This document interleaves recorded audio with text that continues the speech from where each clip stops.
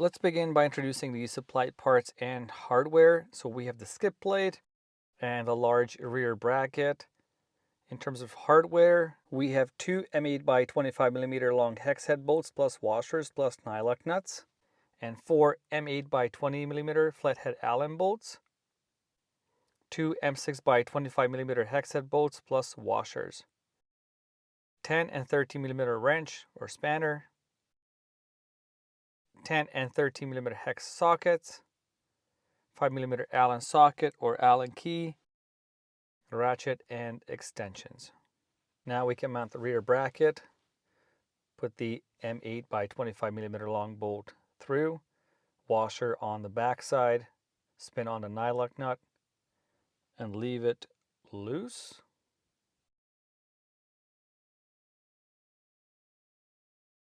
And now on the right side, grab the M8 by 25, push it through. Again, washer on the back side, and then spin on the nylock nut and leave it loose. Now you can mount the skid plate. Grab the flathead Allen bolts. Don't forget to use blue medium strength Loctite, like so.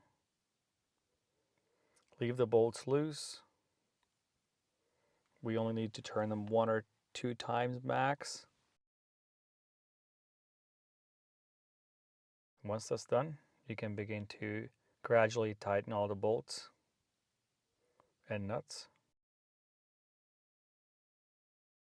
We also suggest that you go out for a test ride, 100 kilometers, 150 kilometers, 80 to 120 miles, and double check all the bolts and nuts once again.